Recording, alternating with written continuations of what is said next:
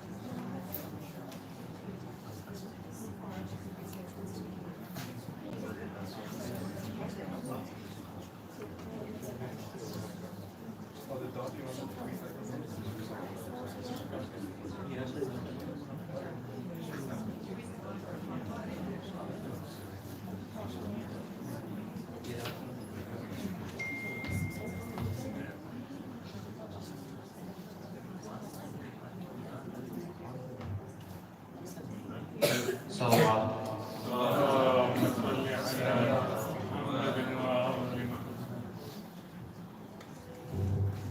Sheikh reports in the first volume of his book, Al-Kafi, through his chain to Imam al-Sadiq, he said the following.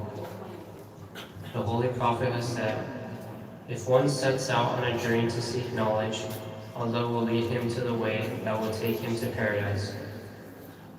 The angels will stretch their wings for the pleasure of the seeker of knowledge, and all that is in the heavens and earth, even the whales in the ocean, will ask forgiveness for him from Allah. The excellence of the scholar over other people is like that of the moon over other stars during a full moon night. The scholars are the heirs of the Prophet. The prophets did not leave any dirham or dinar as their legacy, but they did leave knowledge as their legacy. Whoever acquires a share from such a legacy has gained a very large share. In another hadith from Al-Kulaini, also from Imam al-Sadiq, the Holy Prophet said, seeking knowledge is obligatory for every Muslim. Let it be known that Allah loves those who seek knowledge. Salawat.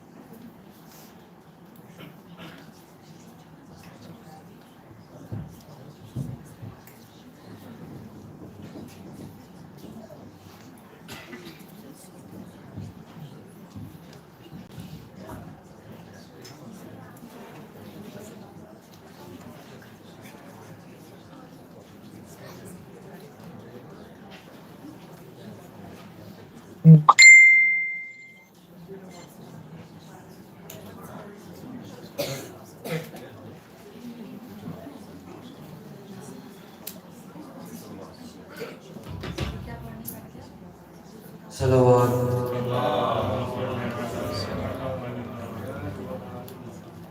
The noble stand of Al-Abbas. In grief, Al-Abbas saw the strife. Heroes fallen, none left to thrive. He sought the saint's permission, sincere, to fight and wipe away each fear, each tear. Hussein asked for water for the young Abbas, braved the foes, his heart stung. In Euphrates cool embrace he knew, but for Hussein's children he concealed. Surrounded arrows he did not fear, defending faith his creed held dear. Struck from right and left, he stood tall, the water spilled, blood mixed with all. As Abbas fell, Hussein rushed in pain, yearning for his brother's call again. With a shattered heart, he faced the night, seeking help, but none in sight. Sabina asked for Uncle Abbas' plight. Hussein shared the sorrowful fight. In tears, they mourned the fallen son. Peace be upon him and those souls undone. Salawat.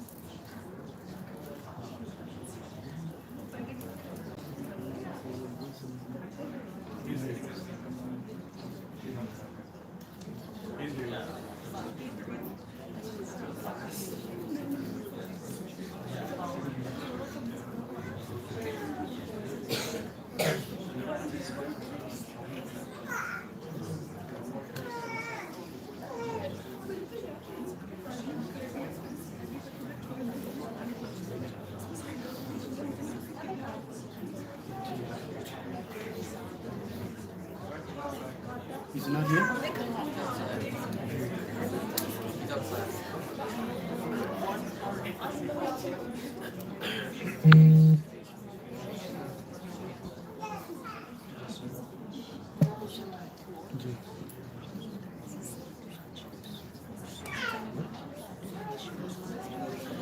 Where? Yeah, after the we'll stop it after the quiz. He's gonna take a Q&A in 3 minutes. Mm-hmm.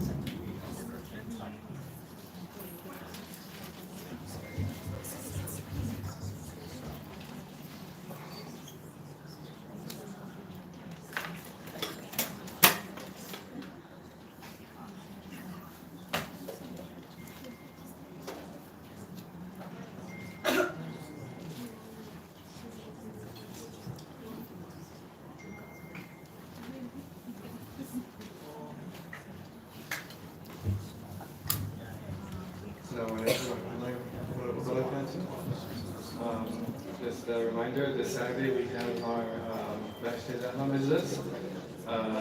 And then, of course, after this English speech, we will have the Q&A, inshallah. Without further ado, I invite Sheikh Modarres to the minbar. With a loud salawat ala Muhammad wa ali Muhammad.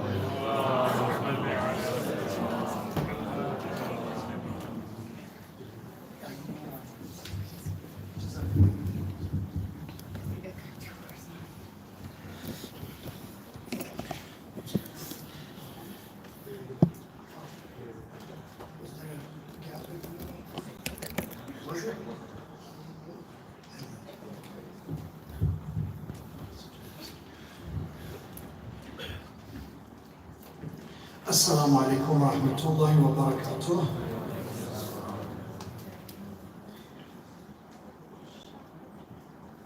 That response was matching what I expected with the last day of the program, as battery is running out. So we ask Allah subhanahu wa ta'ala to don't make this to be the last time that we sit together in remembrance of Allah subhanahu wa ta'ala and in the remembrance of the Prophet and his family, especially Ahmad and Hussein alayhi salam.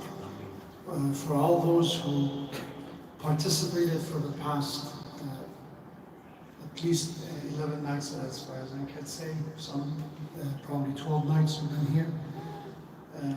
For all of them and their well-being, and for those who helped, volunteered, and those who contributed to these majalis as sponsored, this is salawat ala Muhammad wa ala Muhammad.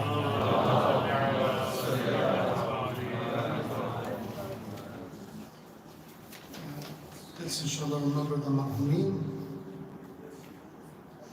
For marhumin Sayyid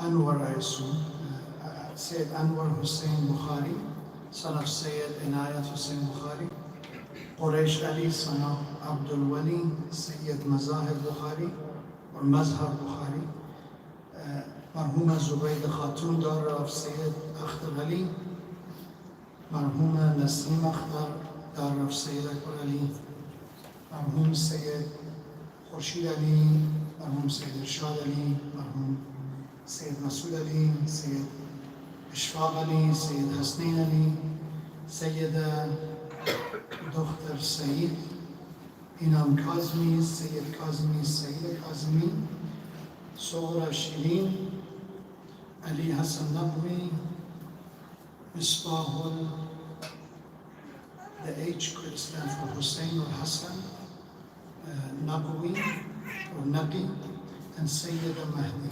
For all the marhumin, especially those we mentioned, let's recite Surah Al-Fatiha with the salawat ala Muhammad wa ala Muhammad.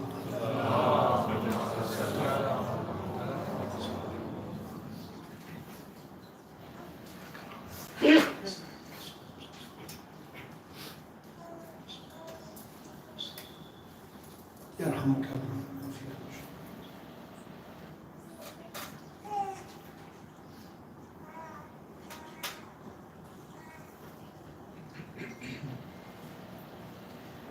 إنا لله وإنا إليه راجعون.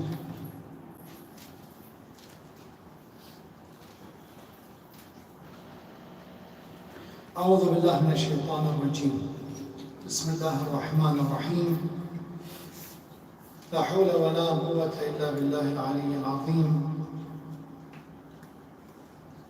الحمد لله الذي جعل الحمد مفتاحا لذكره وسببا للمزيد من فضله ودليلا على آلائه وعظمته، ثم الصلاة والسلام على خير خلقه وحبيبه إله العالمين خاتم الأنبياء أبي القاسم المصطفى محمد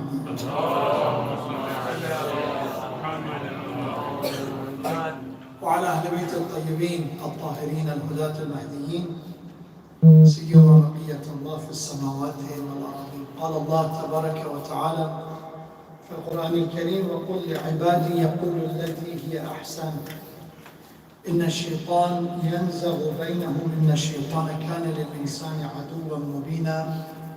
صدق الله العلي العظيم. May Allah subhanahu wa ta'ala grant our hearts tranquility,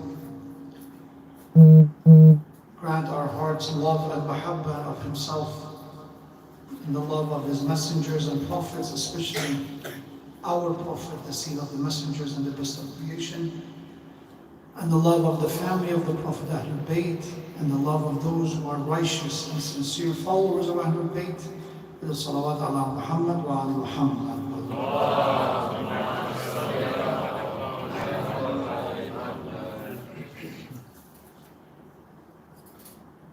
Allama Tehrani is a very well-known scholar. Is considered contemporary scholar. He passed away recently. He has many books on different topics, ranging from Tawheed and monotheism to imamat, and his works are mostly written in a very chronological order. And the unfortunate part is I don't think most of them are translated, because when we have many great books are still not translated, I doubt his books were translated. So for example, Al-Mizan is not finished yet, it still is a work in progress. Al-Kafi, I know there's a selection of it, it's a collection of some of the teachings. So even our main references are not translated. And some of those who are translated, unfortunately, the translations are, I would say, not very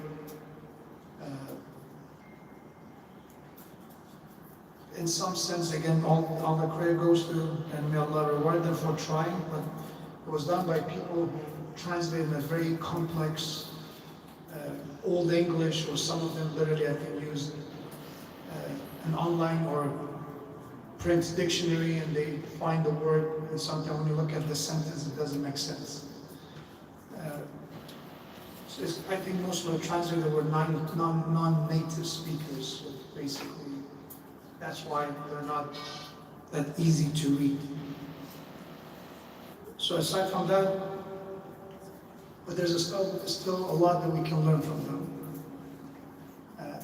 There is a story of his life. Those of you who've been to Muslim countries, and for those of you if you've never been, when I come to Hajj season, when people go for pilgrimage,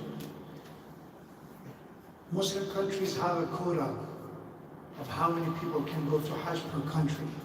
So for example, based on the population of that country, there are, I don't recall, I think it's 1,000 per million, if I'm not mistaken, last time that I checked. So let's say if your country has 80 million population of Muslims, then you get 80,000. And because of that, many of those who want to go to Hajj, they cannot go to Hajj that season or that year or that right away. And there is this raffle program, meaning they put their name and there's a queue, and then there's a raffle.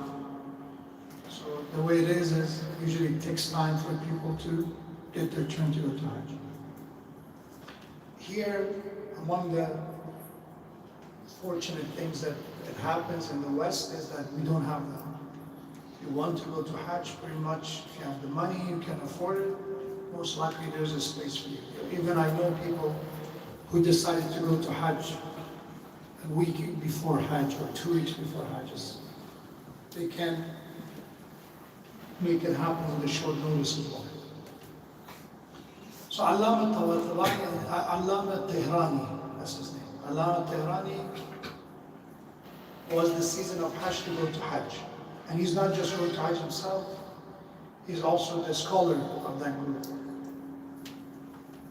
Can we reduce this audio a bit? I think it has a bit of, thank you. And I think our audio guy is not good. Sallu ala Muhammad wa ala Muhammad. A bit less, I think it's making us a bit less. So many people also wanted to go to Hajj with him, that they want him to be the scholar of the group as well. And this is the same time that his wife is not feeling well. So the family, especially his son, is the one saying this story. So this is coming from the family himself. The son says, I told my father that if you want to go to Hajj and you're worried about mom, don't worry.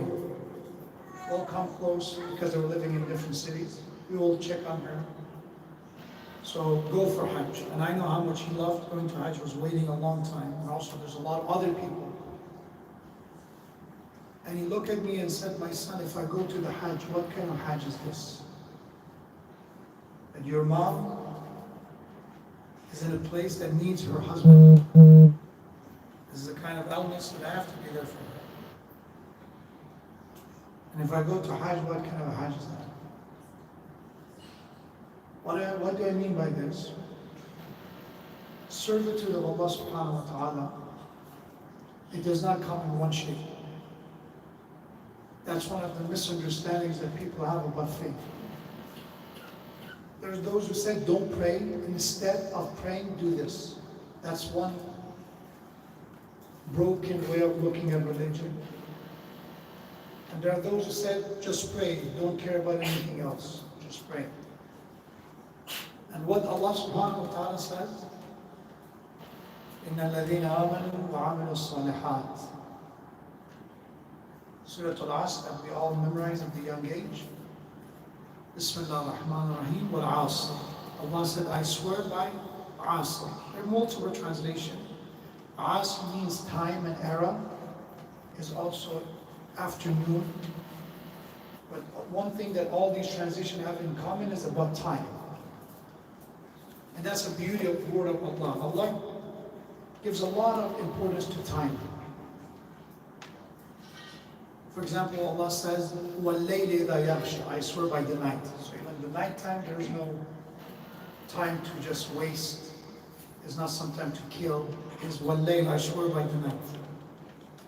وَالنَّهَارِ, I swear by the daytime. وَالصُّبْحِ إِذَا تَنَفَّسَ, I swear by the morning time. Right? And then it said, وَالْعَصْرِ, I swear by the afternoon time. So time is a big deal that Allah uses as a subject of oath. I swear by it. Allah doesn't swear by so many things, but He swears by time. Because it's a big deal. It's an important thing. And He said, I swear by the time, meaning you're not going to be alive forever. We don't have an opportunity all the time. Sometimes it's going to be too late. إِنَّ الْإِنسَانَ لَفِي خُسْرٍ. Indeed, human being is in constant loss. Khusran is when you lose something. And this is about human being. And one of the losses that we have is the loss of what? Time.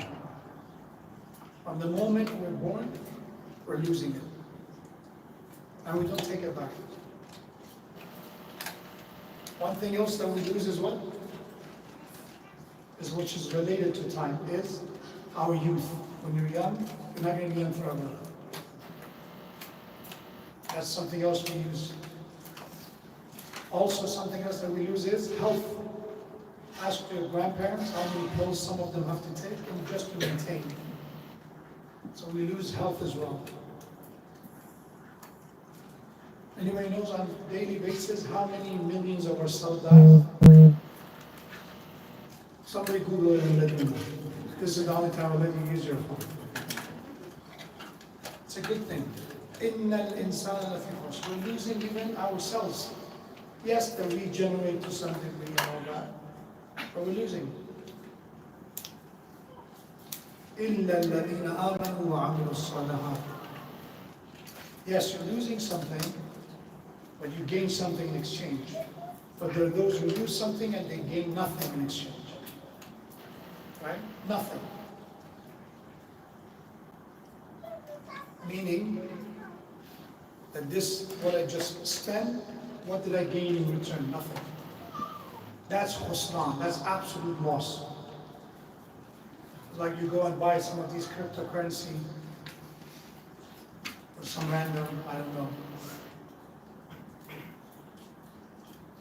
NFT, whatever that is, right? And suddenly say, you know, this was a scam, nothing. All the money is gone. That's khusran, that's a great loss. You get nothing in exchange. But Allah said that those who lose this time, but إِلَّا الَّذِينَ آمَنُوا وَعَمِلُوا الصَّالِحَاتِ. If you have faith, meaning you have your priorities, you understand what are you living for. Faith meaning you figure out your existence philosophy. Why am I here? I'm not here to just eat. I'm not here to just mate like animals. I'm more than that.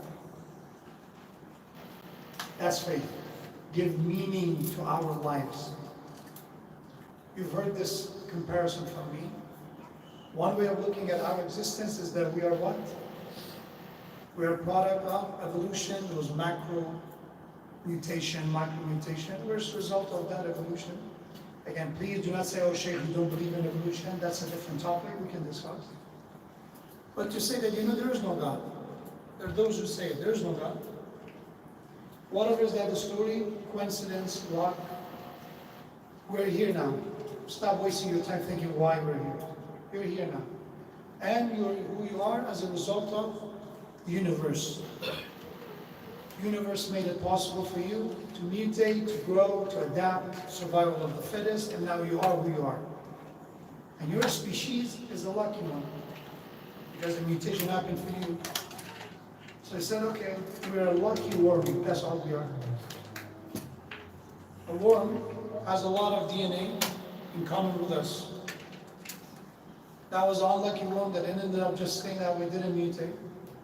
We are the lucky one. But at the end of the day, we're nothing more than just an animal. We're just a fancy one now. We have the intelligence, but there's nothing more. And the beauty of that is that if you look at the life of humanity, what is life? What is culture? I remember in university, the cultural day. What was the culture about? Those who've been to university, what was the cultural day about?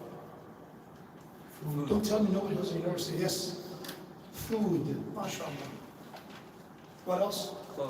Clothes. What else? Dance. These are the things that was cultural. And you look at, again, I like documentaries, especially nature documentaries. I like that. It's interesting to me. And you see these birds who have their own dance of mating. They're very fancy, they're better than so many other people that they think they know how to dance. And you think that this is it, okay, if I know this, if I have fun. Music, yes. And then you see animals, they have their own ways. They communicate through it. They have a tune, they have a voice that we don't. I don't at least. So what is our life? Is that it? That I'm just an animal? Just I'm sophisticated, I can make arts. But there is more to my existence. And that's Iman. Iman is finding that answer. Not copying somebody else's answer, not cheating on it. You, yourself, your own personal journey, you come to the point and say, you know, now I believe. I'm a believer. I believe there is a creator. I believe there is a purpose for my existence. There is a journey. There is a destination. It's not that if I die, it goes to nothingness. There's more to my existence. So this person, Quran says, is not in khusran. This person did not lose because they figure it out. Imagine the worst thing is for someone to get lost and never find the right way. That's what a painful death it is. Let's say you're stranded somewhere and you don't find until God for you. That's a great loss. But if you're someone who are lost for a long time, and then eventually you find your way, then what are you? You're a story to tell. Anybody remember, there was a book, I think, then it became a movie, 127 hours, 127 hours? It was about a hiker who got stuck and ended up basically getting rid of his hand in order to save his life. And he did survive. And now there's a story and there's a movie about him because he survived. Such a dilemma that he faced, a moment of decision. It was very painful, but eventually he did. The reason now he is someone that we know and talk about his life, he survived. So if someone is lost, someone they don't know who is God, what am I here for, that's a lost story. If you die with that way, khusran, that's a great loss. But if you eventually get to Iman and faith, then you are not in khusran. Eventually you get to the point. Otherwise, 50 billion cells each cell. 50 billion. MashaAllah. Okay. That's again, alhamdulillah. I was waiting for a young man to do it, but a young spirit, alhamdulillah. Sallallahu ala Muhammad wa ala Muhammad.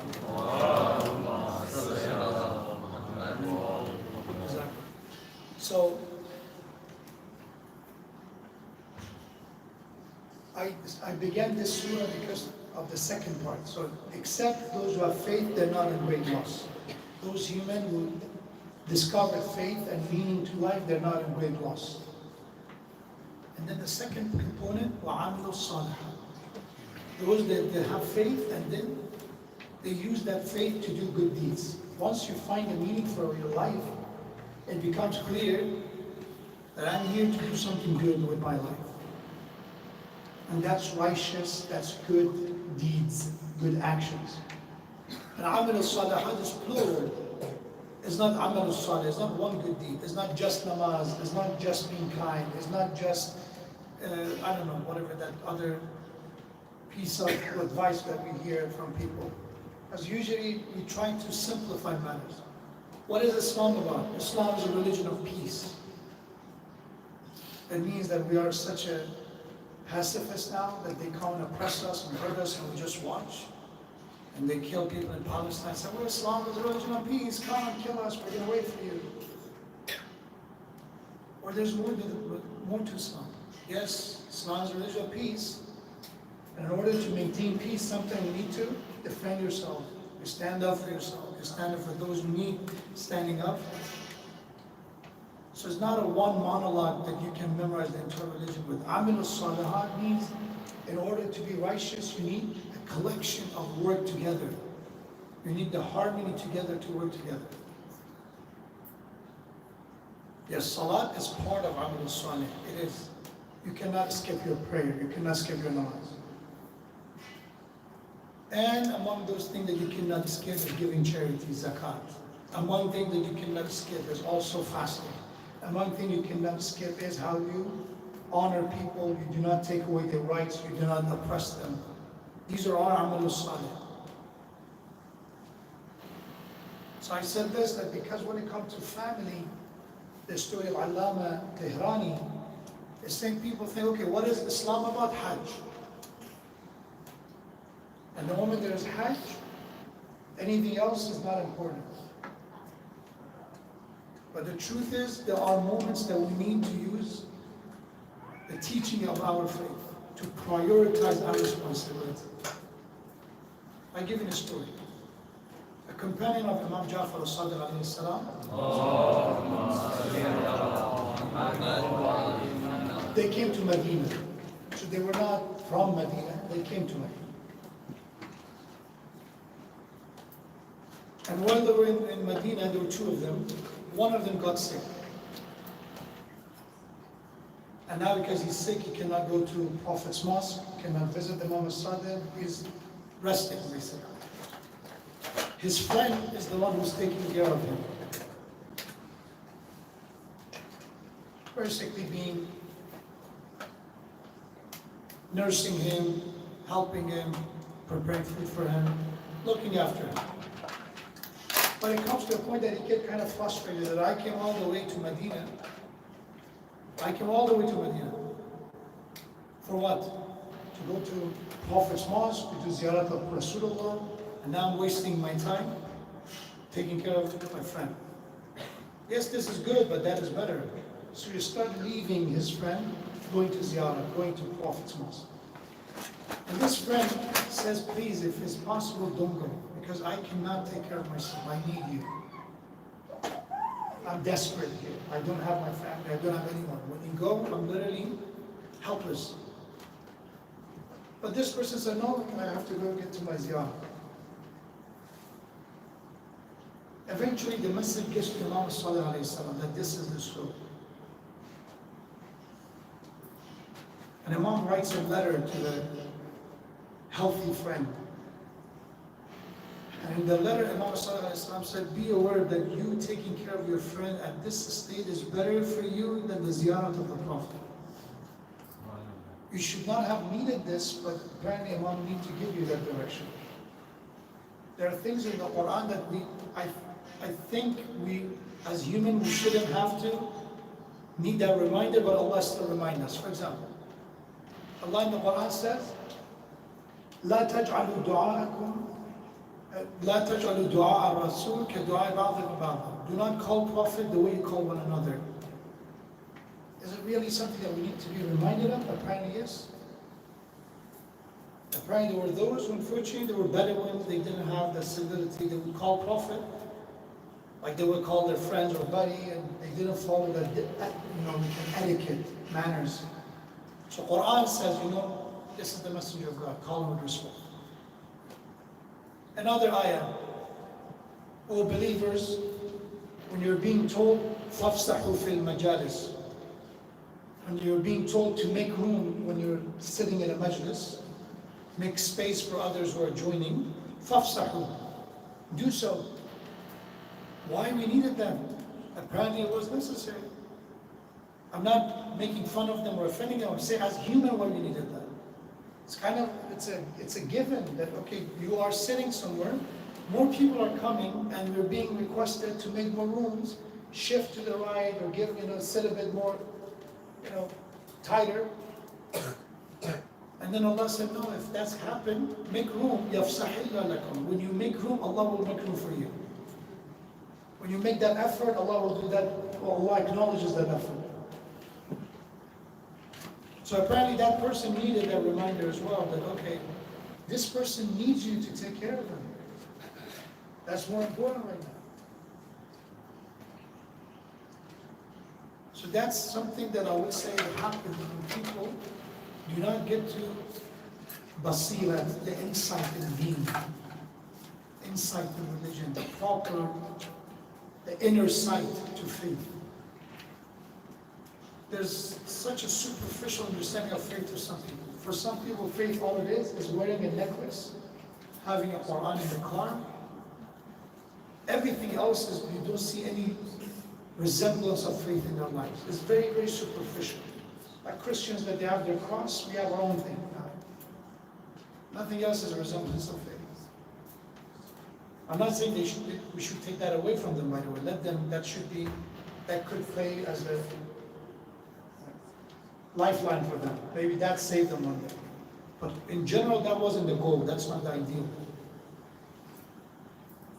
So in our faith, we're being reminded that number one, do not undermine the importance of your efforts for your family.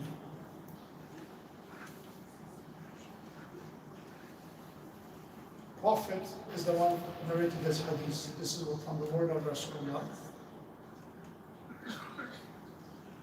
The Prophet said, you sitting with your family, when a man decides to spend time with his family, hang out. What Prophet said? He said, the time you spend in reward, in thawab. MashaAllah, we're businessmen, we say, what's the thawab? The reward of that is greater than doing the i'tikaf in my mosque, in my masjid. Meaning, the i'tikaf is a season you go to the masjid in month of Rajab, in month of Ramadan, for a few days. Usually it's the grand mosque, and you spend the entire time there. Meaning that you don't leave. If you leave, there will be penalties, there will be basically ways that there are kafara that you have to pay. Meaning that you're there, you're committed. You spend the day there, you spend the night there, and you spend your days fasting, you spend your nights ibadah, you learn, you are basically in a spiritual retreat for a few days, i'tikaf. And to do this i'tikaf in Prophet's mosque, Masjid al-Nabi. Prophet said, when you spend time with your family, the thawab is greater than doing i'tikaf in my masjid. Why Prophet has to say this?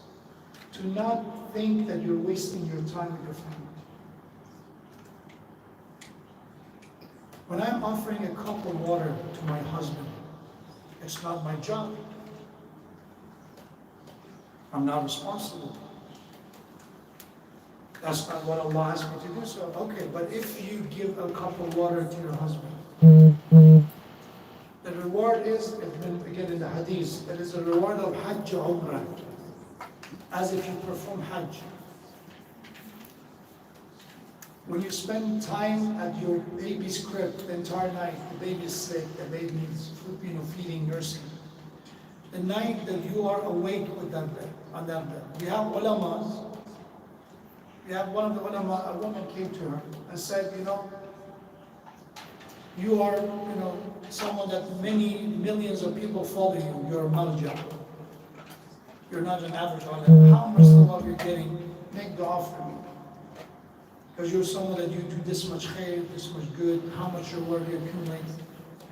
And this malja said, are you ready to make a deal? So what deal?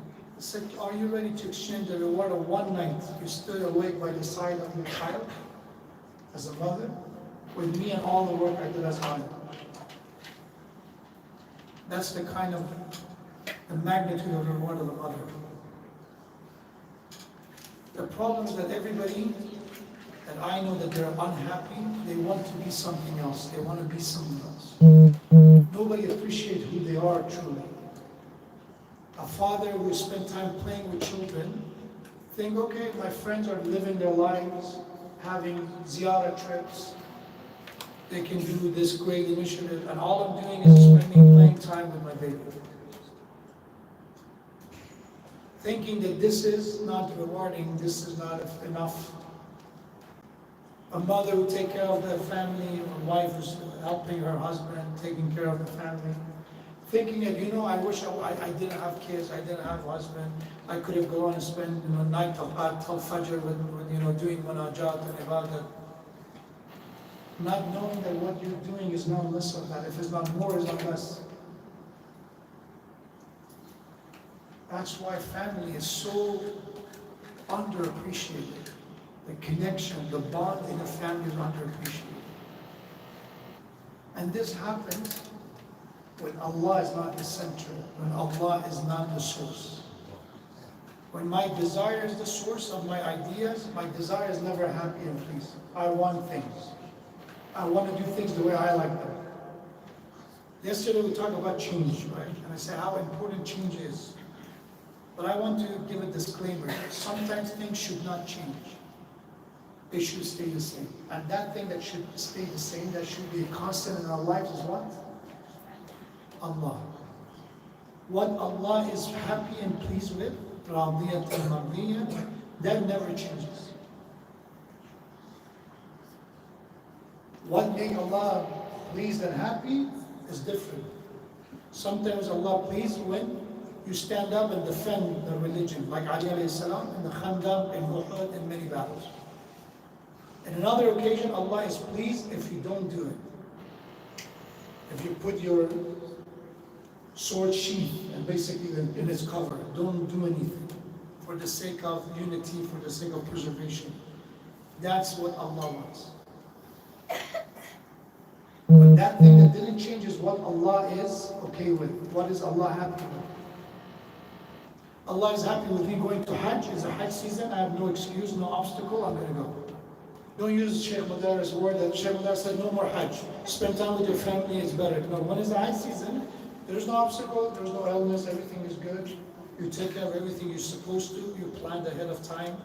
You make sure your family has what they need, and then you go for Hajj. That's the time, because Allah is pleased and happy because you have to go to Hajj. There is a time that your family needs you, is an urgency, is a problem, is an issue that needs your attention right away. Allah is pleased with you, that be here right now. Allah wants me to go to the masjid, to the center, to learn, to educate, to do worship, to do ibadah, to do azah. I go. Another time, there's a need for me to stay at home, my child is crying, he or she has a fever, I'm looking after my child. That's what Allah wants me to do. Acknowledging that what Allah wants is not the same. And that's what the basirat is, that people don't have it. Some people, again, they don't see it. They think Allah wants one thing and one thing only. When in reality, Allah said, depending on the circumstances, this is what I want. I want you to do Fajr at what time? At a certain time. Sunrise is too late. It's qada, you have to make it up. That's the way. So Allah is very clear what He wants. Not because He needs it, because He wants us to be not confused, not in doubt. He gives us clear direction. This is the time. This is the span that you can do it. What Quran says. Let's inshallah get to the final point that I wanted to make tonight. I have a lot to say. For example, I give you another one that to know when Prophet clarifies this. The Prophet has so many hadiths about namaz, has so many hadiths about charity, but also has hadiths on these too. من قبل ولده كتب الله عز وجل له حسنة. The one who kisses their child. قبل is kissing. The one who kisses their child, Allah subhanahu wa ta'ala will reward him Hassan, a good deed. I'm running for good deeds somewhere else. I'm kissing my child. Okay, I don't have time. Go, go, go. I'm doing my tasbihat as Fatima. Go, go. And my child is running toward me to give me a hug. Not understanding that, okay, if I kiss my child, I didn't waste the zikr of Allah. I find another way to do zikr of Allah. That's why Prophet would kiss him on Hassan, kiss him on Hussein. Prophet will never forget Allah.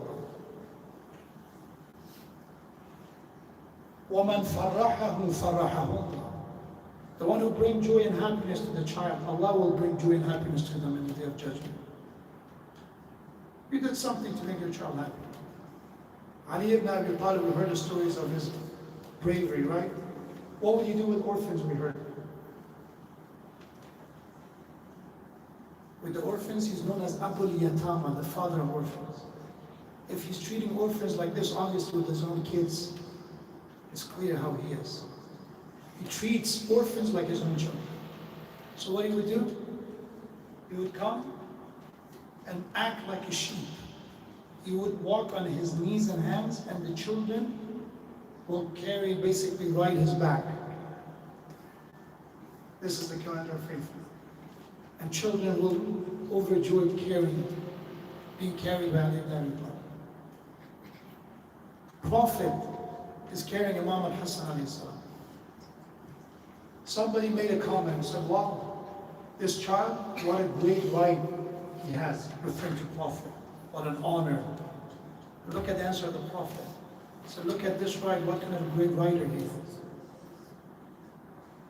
Quickly making a compliment toward the child. The one who makes a child happy, Allah will make him happy. Obviously, again, to make a child happy by making Allah unhappy, that's not the case. My child demands me to do something that makes Allah angry, don't do it. You cannot do that, obviously. وَمَنْ عَلَّمَهُ الْقُرْآنِ دُعِيَ بِالْأَبَوَيْنِ فَيُكْسَيَانِ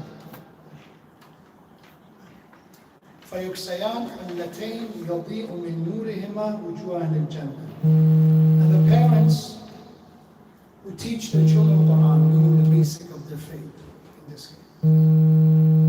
That child will be called with their parents, with his or her parents. And Allah will grant them a garment that is illuminating the attention of all the people of the mahshar, people of those who are resurrected, come to the people with that garment, to the parents with that garment. So it's not just all hard work, meaning no nothing in return. The one who does anything for family, understand, any efforts, anything we try for family, will not be unnoticed. Even if my child, even if my spouse don't see it, Allah will not forget it. فَمَنْ يَعْمَلْ مِثْقَالَ ذَرَّةٍ خَيْرًا يَرَهُ. Every ounce, every gram, every particle of good deeds, Allah will acknowledge and see. The ayah we're reciting is from Surah Fussilat, verse 34. Allah said, وَلَا تَسْتَوِي الْحَسَنَ وَلَا السَّيِّئَةُ. Let's be clear. Good and evil conducts are not equal. Again, it should be very obvious. Who says they are? But apparently there are those who think that way. This is something about human nature. There are those who try to make them equal, right? It doesn't matter if you pray. It doesn't matter if you do this. It doesn't matter if you're drunk. It doesn't matter. As long as you're this, you're good. No. Still, there's hope for you, but you're not the same with the one who doesn't do those things. You're far behind. You need to catch up.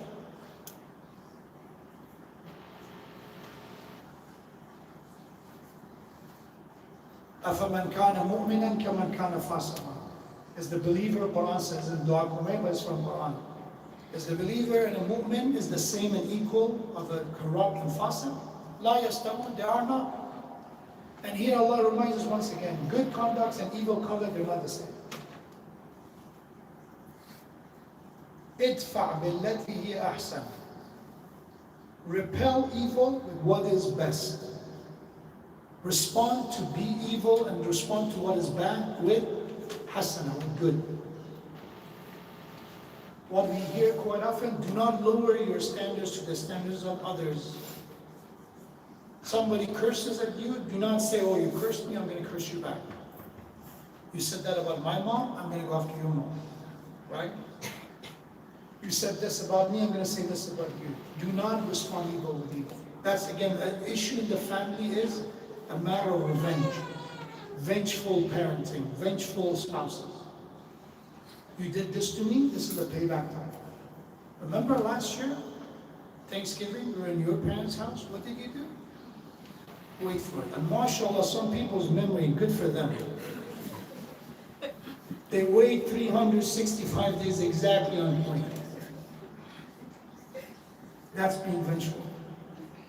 Allah said if you do it, you cannot say you did something good. Because you know when people ask, why you did this? I did good. If it's again, I would do it again. And Allah said they're not the same. That's not a good thing. Good and evil are not the same. You cannot do something bad with something good. So let's focus on 3 points that summarize for tonight. Point number 1. Changes that we talk about, yesterday a lot about it, is in the matter that what Allah subhanahu wa ta'ala is the constant, everything else is not. Everything else could adapt and everything else could change. Allah is the center, Allah is the focal point. But in the process of that change, patience is needed. Do not look for immediate change, it doesn't happen.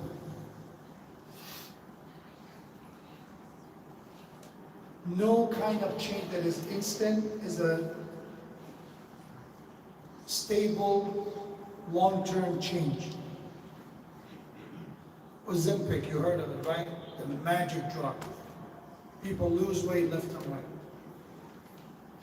It was literally, I think people pay a lot of money more than what it is because there was a shortage. Just look at, again, talk to experts on this and see about the consequences and the horror stories that people did. And those who actually lost weight, how fast they regained it. Anything that is immediate, it usually doesn't have long-lasting effect. Same as for family. I have issues, we have issues in the family, we acknowledge, and we work on it slowly. It doesn't happen. Suddenly before Sheikh Modarres, after Sheikh Modarres' lecture, one thing that comes to mind is, what's the point? We listen to all this lecture, nothing happened. Because we expect drastic change overnight. It doesn't happen that way. Change comes slowly. That brings me to point number 2. Sometimes all our family is looking for is a bit of change. They don't want us to be a different person. They don't want to change us fundamentally. They want a bit of care, that you cared enough to change it. A bit. Because that means that you listen, you cared enough to do something. You could have said, you know what, I'm not going to even do a bit. But you say, you know what, I'm going to do a bit. That's all they want. And if you don't do it, we cannot blame anyone except ourselves. Because the moment we don't do a bit of change, what are we taking away? Hope. So it doesn't matter. Regardless of whatever, however we try, it's not going to go anywhere. But when there's a bit of change, there's hope. Make a bit of change. Not because of, again, if you say, oh, this person doesn't deserve it, do it for the sake of Allah. For the sake of Allah. As I said, when you do any effort for the family, Allah rewarded it. The same way you wake up from your sleep, is your rest, but you sacrifice in order to pray. Sacrifice something for the sake of your family. In order to make Allah pleased and happy with you. And the third and final point I wanted to cover and finish with that is to know how important family is for our health and well-being. One of the longest studies that right now is over 80 years that's been happening is Harvard's adult development study, known as grant study. You can look it up. I think the last time I checked, 7 years ago, there was a fourth director that changed, meaning that they went through 3 directors. It was such a long study. And the study, again, to summarize it, you can look it up. Nowadays, I don't need to read everything from the study. You can look it up yourself. Is that their study started with some sophomore students of Harvard, and then later on they went to poor area of Boston. And total of Harvard students and these children who are from less fortunate neighborhoods, basically, were around 700 of them. And they've been following them for at least 7 years. Those who at least, end up at least being alive to them. There's some of them still alive. And they monitor everything, they have interviews with them, they have brain scans, they have anatomy scans, they have health checkups. There's a lot of them. Basically following this person every stage of their life, some of them from college, some of them from young age. And after all these years of study, they said, what is the greatest factor involved in the people's well-being and health? Is it their genetic? Is it money? Is it the education? And one thing that did come after tens of thousands of research and reports and everything is a healthy relationship is the most important factor to a well-being. Having a good, healthy relationship. Not every relationship, obviously. A relationship that is working. A relationship is not that is the only thing that provides is bickering and argument and fighting. A relationship that it has bickering, it has fighting, but eventually has its moments. It still provides a lot of good moments. It's like a car that once in a while, if it have a flat tire, it's still okay, it works. Once in a while, you have to change the battery, it's okay. But if you are every single day, call it mechanic, that car is not going to work for you. A family, again, is normal to have issues, to have a fight. I'm not saying a healthy family is the one who never argue. Do not believe people. So, from the first day, for 30 years that we've been married. In Farsi, they said, we didn't say to each other that you have an eyebrow over your eye. Which means we didn't even make a very, very slight comments. Good for them. Again, I'm not saying don't call them a liar, but do not pay attention. That's not the case. Overwhelmingly, everyone goes through challenges. Treat people until they get to know each other, adapt, learn, as it takes time. And that study says that when it comes to lifespan, if you want to live a healthy life, it's not about cholesterol. It's not although we should care for that, but that's not the major factor. It's not your blood sugar. It's not how much money you make. What is the greatest factor of your well-being, meaning that you have less chance of getting strokes, lesser chance to have mental health problems, lesser chance to deal with even issues, being old and basically complications. One of the greatest factors is a healthy relationship. And a healthy relationship is what we've been talking about, family. What relationship is healthier than someone you're committed to? It's not some random relationship that we're not committed, we just move on.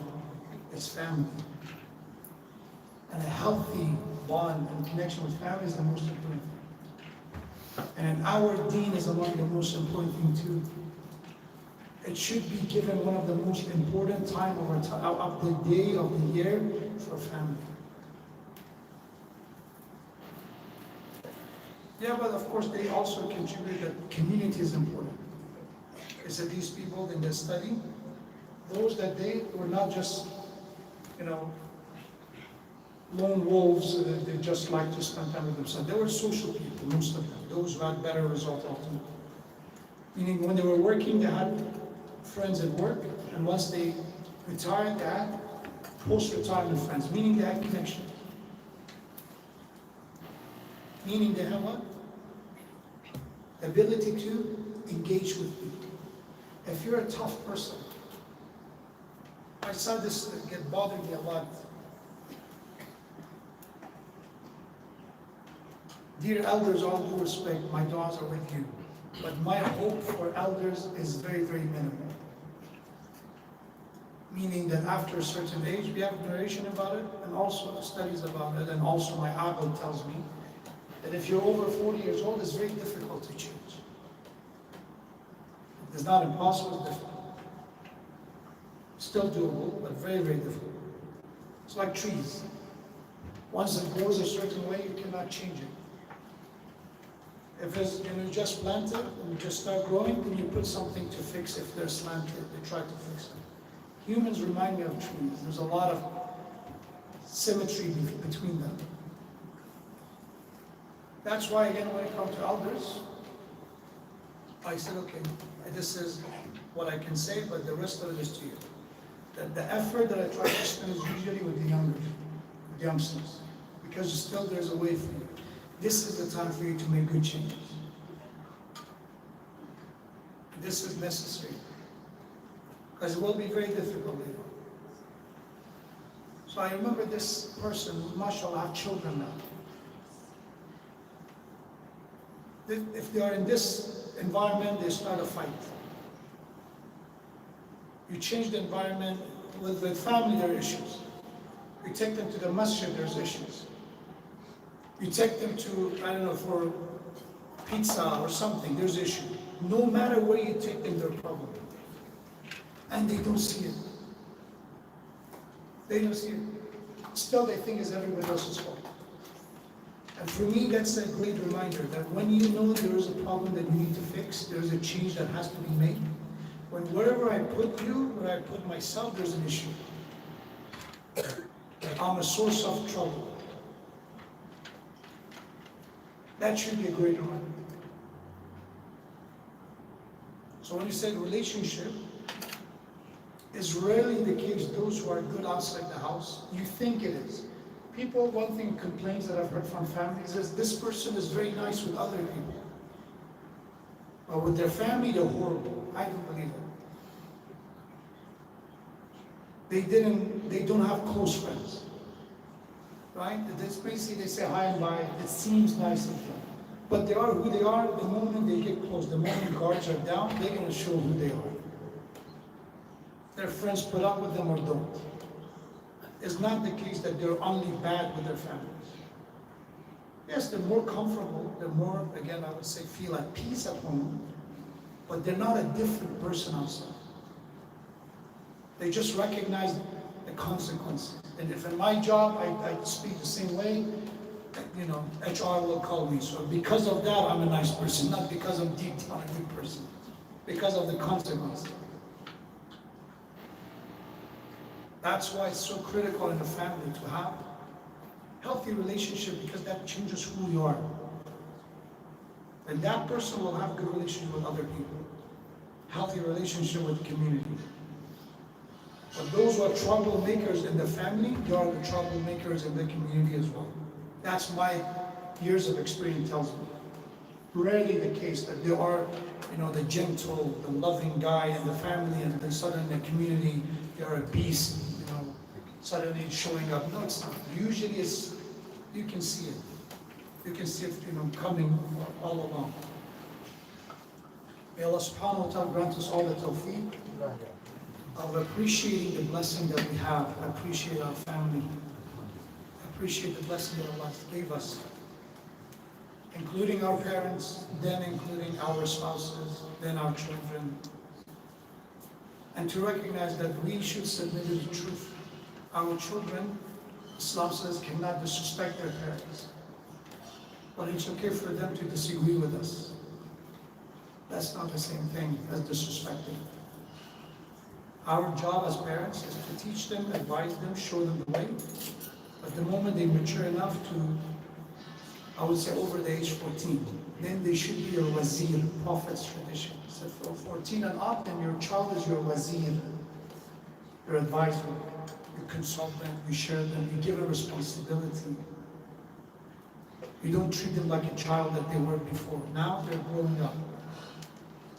And among things of growing up is what? Disagreement. I disagree. I'm not going to raise my voice. I'm not going to show attitude, but I'm still going to disagree with you. And that's okay. And suddenly we should not think that I did not raise good children if they disagree with me. Adab and manners should be there. Etiquette should be there. But if necessary, there should be a moment of disagreement. But how to communicate it, how to navigate, how to express that, that requires reflection. That requires thinking ahead of time. So we ask Allah, inshallah, to help us to maintain the rights of our parents, the rights of our families, and the salawat ala Muhammad wa ali Muhammad.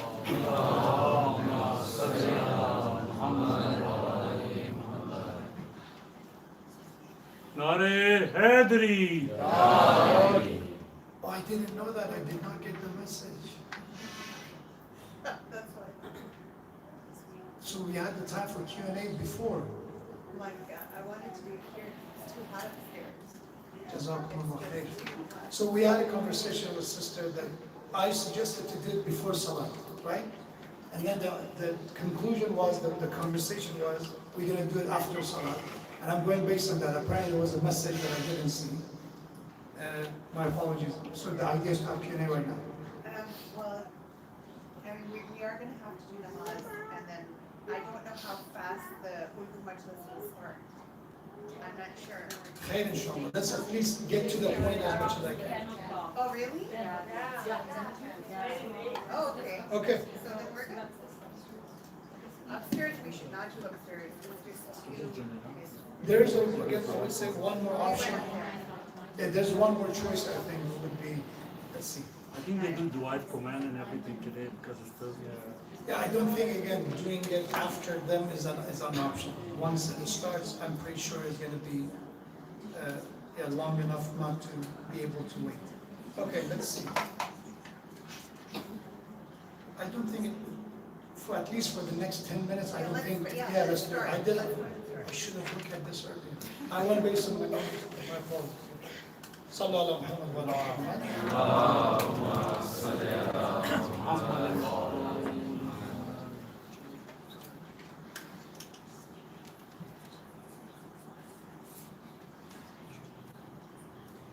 Okay, so let's inshallah get to the point of the questions that we have. Again, if I was not able to answer, maybe again we can use hopefully another opportunity. I do know that this is not the last time we meet. Inshallah, hopefully there are other opportunities to see each other and hopefully get back to you. At least every Moharram. Allah inshallah give us the tawfiq. With my kind of scheduling and timing that I show up, please don't pray for that. We need someone to be here on time.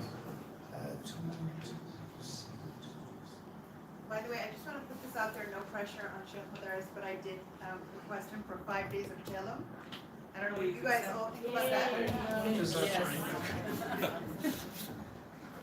Again, on your behalf, I would say again, I hope that you find a better, inshallah, much better alternative.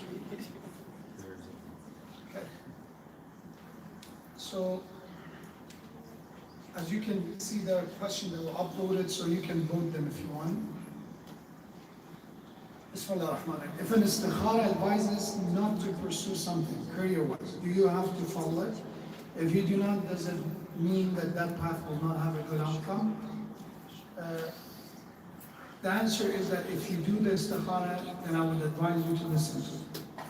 Meaning that you were not required to do it, but once you did, it's not a good faith to go against it. I don't know about that. If somebody actually do it, they didn't do anything haram. Just to be clear, if istikhara says don't do it, and you end up doing it, you didn't commit a sin.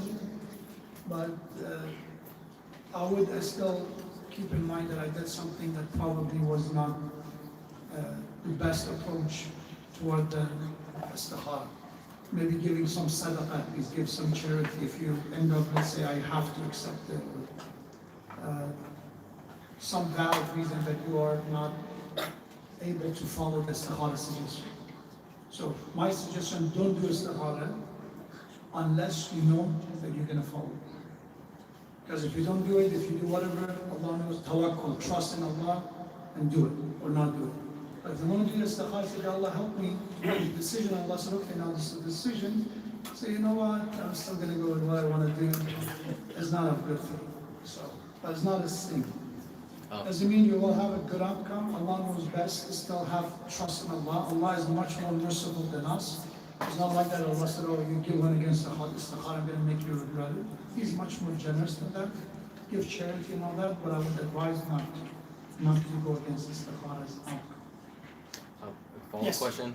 So is there a timing? So if you do istikhara and then you follow it and you say maybe something's changed, you have to do it Yeah, again? if there's something of the situation changed, then you can do istikhara, another one. Let's say you did for one job and now it's a different job. Or let's say that one was last year, now it's a new offer from the same company but different perks. Let's say something changes, then you can do a new istikhara, or you can just make a decision and go find it. Yeah. But istikhara doesn't bring obligation, that's what I'm trying to say. It does not make it wajib. Okay? How should we address a situation where a teenager consistently lies about small matters? I think it's a good idea to maybe have a longer conversation about this with someone who can help, but general thing is that why they lie? Are they scared? Are they have reasons to lie? Meaning not to justify their lying, but something could be because they don't feel safe if they say the truth. So maybe that would be one thing, but figuring out why they lie, that's something I would advise. Also, it could be, mashallah, some teenagers, they just lie because they're doing experiments. They want to see if they can get away with it or not. So I don't know that in this specific case, but I would advise to talk to someone, maybe in more details, rather than just, because I don't know a lot of different pieces to this question. So the short answer would be, it's important to talk and actually you're a teenager at this point, and why? Why you feel the need to lie about this? And try to figure it out. And mashallah, cracking Morse code is much easier than talking to some teenagers, meaning they're very difficult to open up, but you finding a way as parents how to talk to them for them to open up, that's a skill that you need to inshallah develop. But don't expect them to ask a question. Real life is not like movies. In movies, someone asks a question, the villain or the bad guy said, this is why am I doing it? In real life, it takes a long time until you figure things out. People's intention are not clear. It takes a long time. Same as with your own family. So try to ask them and figure it out. If you're going to college, how do you keep your iman when you have many distractions? Number one would be surround yourself with positive influences in college. Because the type of people you hang out with, you start picking up their personality. If they are geeks, you eventually, again, that's the way it will be. If they are, I don't know, no offense, nerds, that's how you will become.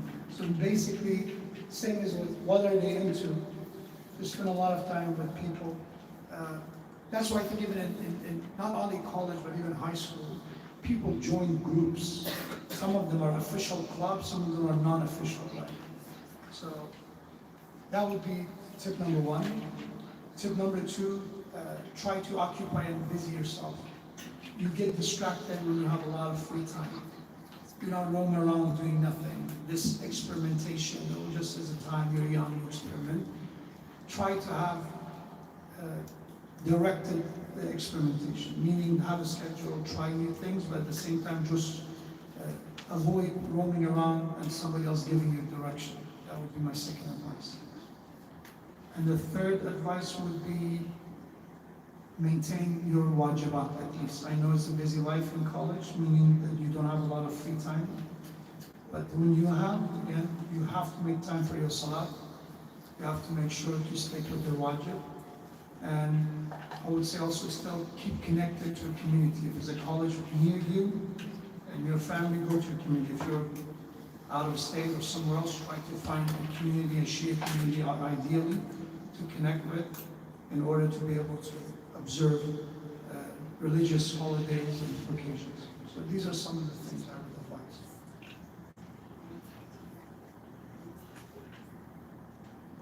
can you read namaz where some parrot, again, I'm not going to pronounce this one, feathers are present on the ground or clothing? Yes, you can. Feathers of parrots are okay, as far as I know. Unless there's a marja who said to dinner, as far as I know, says Sistani, feathers of parrots are okay.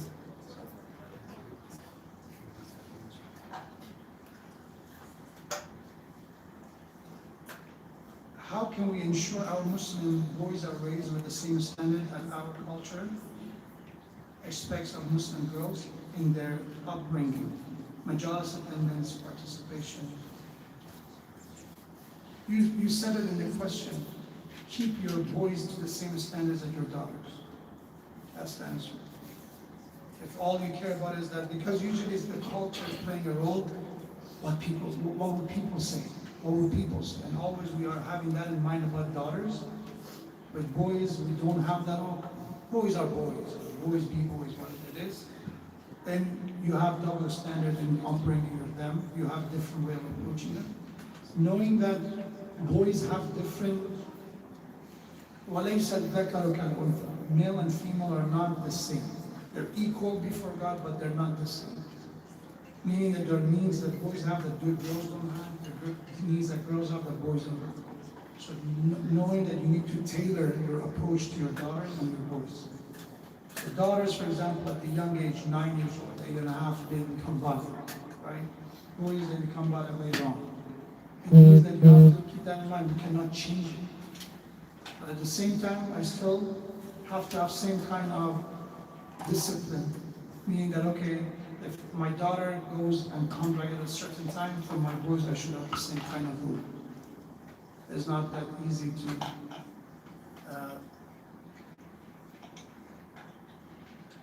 to assume that because they're boys, there's no harm out there for them. There are. So I would say one way would be to make sure that you pay attention the same amount of time to your boys as you pay attention to your daughters. That's it. And I would say one of the reasons our boys, I think I don't have the exact statistic to say that they are usually not doing as good as our daughters. But in the community, when I see the sample and example that we have, unfortunately that's the case. That our boys usually are the ones that they're much more distracted and much more difficult to engage in.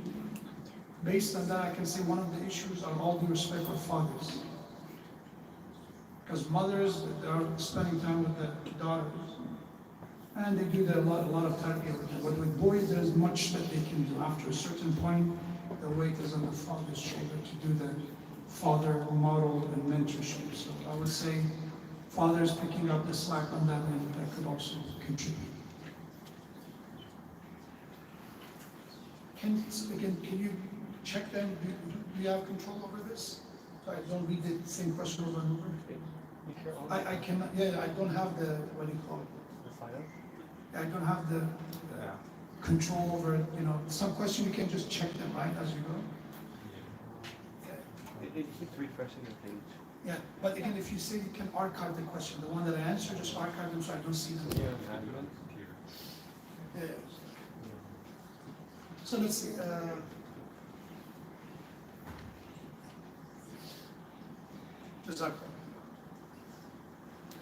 You spoke a lot about Husseini family strengthening our marriage, but do you have any tips on how we should look for a spouse nowadays? Yes, inshallah, maybe in another lecture I can talk about it. But the short answer would be there are ways that you can, from reaching out to those who have networks that they can introduce you. There are, scholars who can help you. There are people who, we have now multiple organizations that they do matchmaking, introduce suitable candidates. There's, I think, one that we are hopefully planning to do it. We're working with Kisa Foundation from North Carolina. Again, they're helping. It's called Kisa. It's like Sakina matchmaking, basically. But they're also Meet the One. There's multiple that you can use. if the traditional way of finding someone didn't work, which is asking people in your community to introduce you to someone. Yeah? Yes, okay, Jazakallah. Thank you. So I would say that would be what my warning to you is: be careful. Be careful, meaning do your due diligence before you start a conversation with someone. Yeah. So I would say be careful in the sense that it's not a good idea to be suspicious, but when it comes to marriage, be a bit suspicious. Because it's about your life, it's about your future. Do not say, oh, they look like a religious guy because they have a beard. But they're a nice guy because that's not enough. You need more than that. Just don't be superficial, I would say. Okay? How do we create Islamic well living in the West? I would say one way, there is a speaker, also he's a lawyer as well, Ahmad. You can look him up. He does help with Islamic well, so if you want to look him up. He grew up here, he went to Hausa for some years, and now he's back. He's a lawyer, as far as I know, especially working with wills. And he had some workshops, I'm not sure, in Southern California as well. Ali Tawfiq? Yeah, some workshop in Yasin. Maybe we have, inshallah, coming to our communities, do one for us, one for Fatima, one for us, inshallah. But he's one of the people that can do, according to the basically law here. So, Ali Tawfiq, look him up.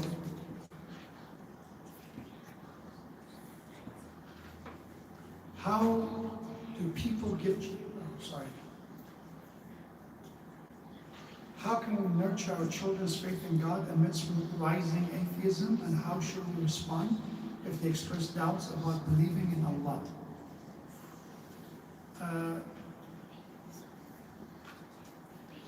The first thing would be, again, giving them the foundation right, teaching them about our faith, what it means to believe in God, rather than say, do it and don't ask questions. So we have a lot of, alhamdulillah, literature on Tawheed, why we believe in God. Among the sources, which is good, I advise some people to read, was Murtaza Mutahhari's book known as Divine Justice, if the translation I think is called, or Allah's Justice. And it basically discusses some of the objections that people have when it comes to believing in God, including one of the main arguments of atheism is that there is a God. What's the explanation for all the evil we see, for all the suffering that we see? He discusses that a lot. So I would say reading is a good idea to start. You read yourself in order to respond to them, advise them to read as well. If you come to a point that you don't have answers, introduce them to some scholars, someone to reach out, to have conversation with them. These are, again, I would say, theological concerns. But sometimes atheism lurks in, not because of theology, is because of, unfortunately, the nihilism that exists in the culture. Because once there's a lot of strictness in religion, and it comes to a point that the child starts to just push back. So, okay, whatever I try to do, you don't let me. It's haram, it's haram, it's haram. And in a way to find a way to do what they like, they use atheism as a way to fight their parents, basically. So it's important to distinguish. I've talked to some young people. They're not atheists. They're adamant atheists, that they're well-read and they know what they're talking about. Meaning, at least on their atheism, they know what they're talking about. And then I've seen those who've seen a clip on YouTube or short or TikTok and memorize a couple of points. And what they try to do is just to prove it to you that the reason I don't do what you say is because they're from God. When in reality, they just want to do what they like to do, whatever that is. So, knowing that what kind of issue it is, why they're atheists the way they are, that's important. Is it a rebellion stage for them? Is it really a theological issue for them? Sometimes it could be a bad experience. I know some people, they give up on faith, or at least they distance themselves from faith because they have one bad interaction, or it could be abuse, or God forbid, something coming from a source that called to be religious. So that could be also the case. But for that person, if somebody says, no, the reason I don't pray, the reason this is because I look at those who pray and I don't want to. Giving them more books is not going to help. Proving to them that not all people who claim to be religious are not like this, show them the akhlaq and help them to get to know people who their akhlaq is a better representation of the faith could be a better way. And sometimes it could be unnecessary strictness, that could be a factor as well. Why do people do matam? Is expression of sadness. One thing we know about love is that when somebody's happy, when you love them, you share their happiness. When you love someone, if they're sad, you express sadness with them. That's why we go to funerals, that's why we show up at Tashiyah Janazah, Fatiha, memorials and so on. So we believe that Moharram is a time that the Messenger of Allah is sad because of what happened to his grandson. It's a time that the angels of Allah are sad because how the Imam and the Hujjat of Allah was treated. So it's a time of sadness of Ahlul Bayt. So we share that sadness, we express matam, which is a sign of sadness with them. We express happiness at the time of their happiness, like Eid and Mab'ath and Mawlid al-Nabi, their happy occasion, and there's a moment of grieving and sadness. That's what makes us human. I would say if you're someone who can never cry, you're not mentally and you're not spiritually healthy. Healthy, again, if I cry all the time, I'm not healthy, I'm not stable. If I'm laughing all the time, I'm not stable. What makes us human is to look at the occasion. This is a moment for me to be happy, to be joyous, to laugh. There is a moment also to cry. That's what makes us human. Otherwise, we will join the rank of AIs of the future who have no emotion, inshallah.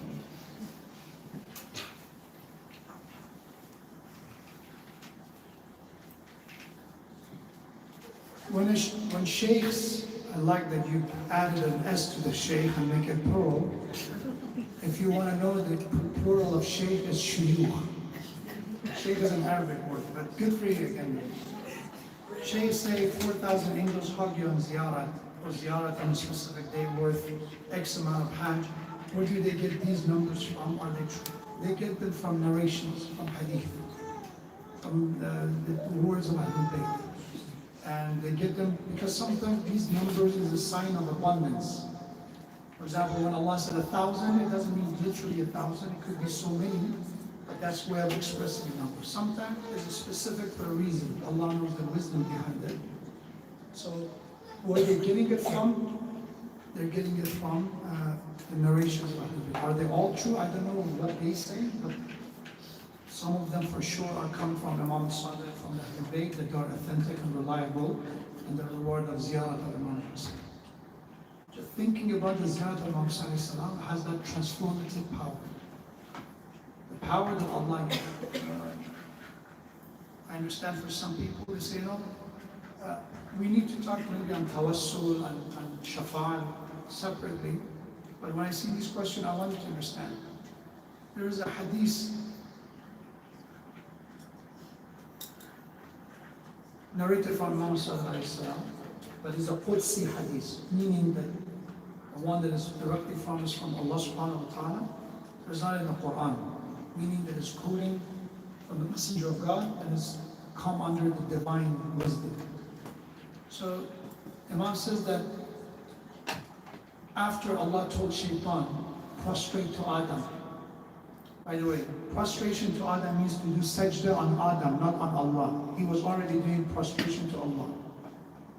Allah said, no, prostrate to Adam. He's a human I created from clay. Prostrate to him. He refused. All the other angels prostrated to who? Adam. The hadith is the continuation of that verse. The hadith says, after that, Shaitan told Allah, Ya Allah, if you give me an exemption, meaning that you ordered me to prostrate to Adam, I cannot force myself, I cannot convince myself to do it because I think Adam is not worthy of my prostration. He's lesser than me. I am better. So give me an exemption on this command. All the other angels listen, give me an exemption. If you do so, I will worship you in a way that no malakul muqarrab, no archangel ever worship you that way. Means I will even more dedicate myself to your worship. وَلَا نَبِيٌّ مُرْسَلٌ, no messenger of God will ever worship you that way. Just give me an exemption. Just, it's okay for me. I prostrate all the time. What's the big deal if I don't prostrate to Adam? And then Allah said, تُرِيد أَنْ أَعْبُدْ كَمَا أُحِبْ. I want to be worshipped the way I want, not the way you want. You want to worship me the way you think is right. You say, I worship to you, but not to Allah. But I want you to worship me the way I tell you to worship me. Sometimes when I hear this, why does that happen, I'm saying? Why prophet? Why this? Allah wanted this way. He could have guided us directly. He could have talked to us directly. He didn't. He sent prophets, and those prophets, angels talked to them. So there was all these connections. Allah could have talked directly to prophets or not? Tell me. He could have talked directly to prophets or not? Yes or no? Yes. Musa Kalimullah. Musa alayhi salam, Allah talked to him directly. No angels in the middle. But there are all those other occasions that angels are sending message. Why? Because Allah needs angels? Does He need angels? Tell me. No. But why He did it? Because He's Allah. That's the way He wanted. He is God for a reason. So He said, I will send an angel, and then angels talk to the prophet, and then prophet talks to you. That's the channel that you're going to get my message. And now you want to make dua to me? You can do dua to me, namaz dua to me. But there are moments you come to prophet, and prophet makes dua for you. You don't like it, it's up to you. Quran says that they come to your prophet to do istighfar for them, to ask Allah for forgiveness for them. Do so. Allah doesn't say, tell them, go ask Allah directly. This is shirk. So do it. The main argument that they say on that ayah is a verse in the Quran said, no, Prophet was alive then. Now he's dead. We cannot do it anymore. If he was alive, we would have asked him to pray for us. But our argument is, in our namaz, what we say? Assalamu alayka ayyuhan nabi. Peace be upon you, as if he's here. He's not dead to us. Ashhadu anna Muhammadan Rasulullah sallallahu alayhi wa sallam. We say that in our adhan, all Muslim in Iqamah. He's not dead to us. I don't say I believe in a prophet who was a prophet. He is still my prophet. So for that argument, for those who say, oh, why this? Allah knows. Allah said that you go to is Allah in Kaaba? Is Allah sitting in the Kaaba? No. Yes or no? No. Loud. No. Why we go to Kaaba? Why we go around the cube? Allah knows. He said, come do Hajj around this 7 times. It's none of my business. Once it becomes clear that Allah said it, the Messenger of Allah said it, and then Ahlul Bayt will believe they say what Allah and the Messenger say. Because إِنَّمَا يُرِيدُ اللَّهُ لِيُذْهِبَ عَنْكُمُ الرِّجْسَ أَهْلَ الْبَيْتِ. Allah purified them. Allah made them reliable. Once the source said that this is from Allah, then I take it. No more question. Otherwise, if I go on with my logic, and I've seen people making the argument, if Allah is there, why are you needing Imam Hussein? If Allah is there, why you need to go to Karbala? If you go with this, an atheist can say, if Allah is everywhere, why you go to Kaaba? Why people die in heat stroke in Kaaba, in Mecca? When someone make fun of Imam Mahdi, a Muslim unfortunately, oh, these people believe their Imam has been living for more than 1,000 years. Quran says that Nuh was alive for 950 years. Good luck. Good luck. Are you going to make fun of that as well? You're a Muslim. Again, if an atheist said, okay, that's a different story, let's debate the atheist. But you call yourself Muslim and you mock matters that is not something unprecedented or never happened. Allah gave us example. Ashab al-Kahf, they were not prophets either. If Allah wants to make a point, He will make a point even to non-prophets. Allah will bring them back to life from death. Remember not to fall on the trap of Shaitan. Shaitan wants to worship Allah the way he likes, and Allah said no. You are rajim. You're done.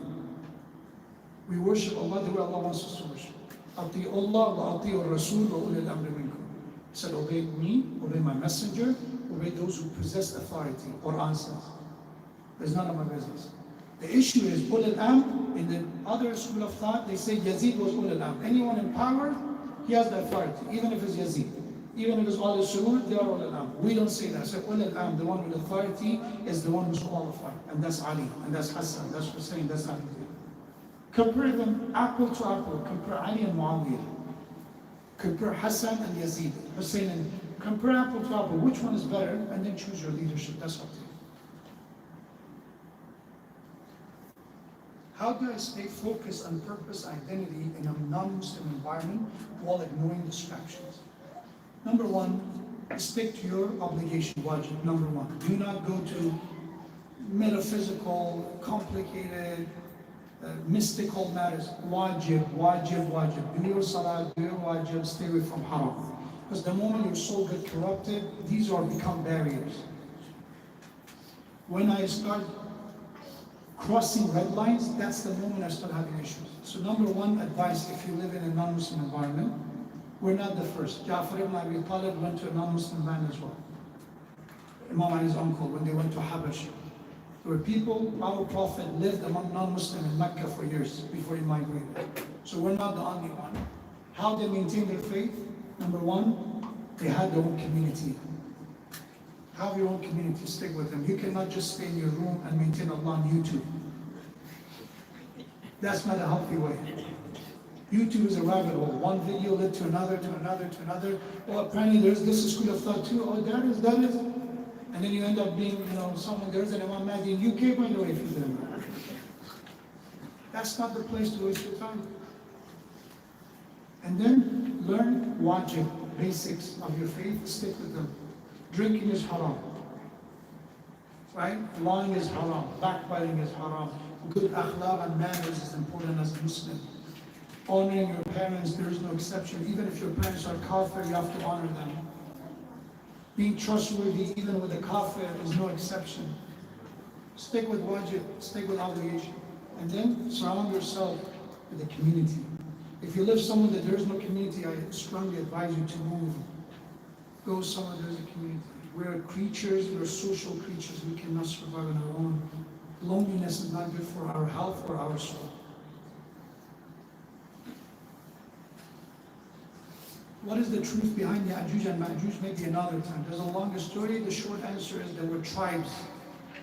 That Dhul Qarnayn, which was a personality that, again, there is a discussion whether he was a prophet or not. They were sources of corruption, and he built a dam. Dhul Qarnayn built a dam in order to prevent them from attacking. Who were they? There are theories. I've seen all kind of theories, but I would say focus on what matters. I don't think who were they is not really a big deal. Again, I assume that you've seen something on YouTube that you're asking this question, so I don't know what theory you've seen and you heard. I don't know. But the short answer I know from the Quran is that there were tribes, there were corrupt, there were looters, there were basically very violent tribes who were attacking people, and people were victims. Asked Dhul Qarnayn, which is not his name, it's his nickname basically. Dhul Qarnayn means the one with two thorns basically. He was wearing a helmet probably with two thorns. So again, some said he was some kings, or I've arguing that he was Alexander the Great, these kind of things. No, I don't have time for that. It's not my expertise, so I don't know who he was. All I know that Quran says about him. What will the day of judgment be like? MashaAllah, these questions, they expect me to answer them in 2 minutes.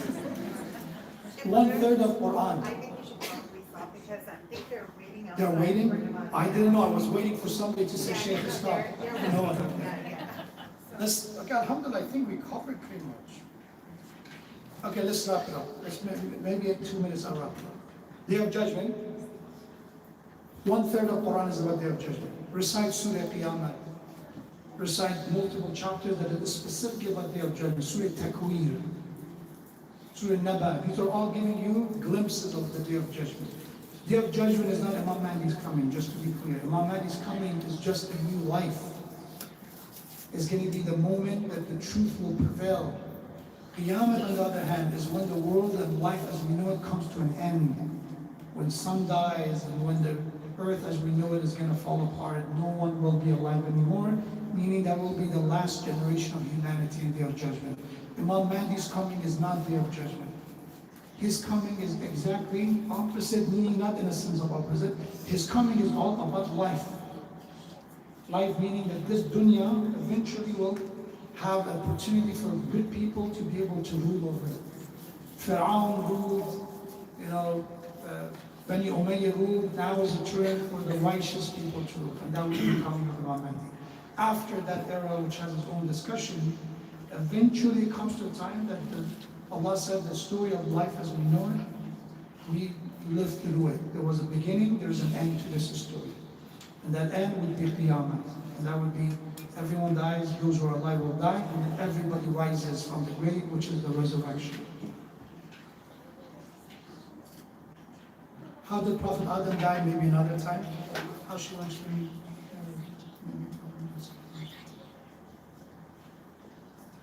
So question is, how should one experience minor memory problems and self-awareness issues? Know if this is a test from Allah. Any difficulty that we face is a test. That's how we know. Any difficulty we face is a test.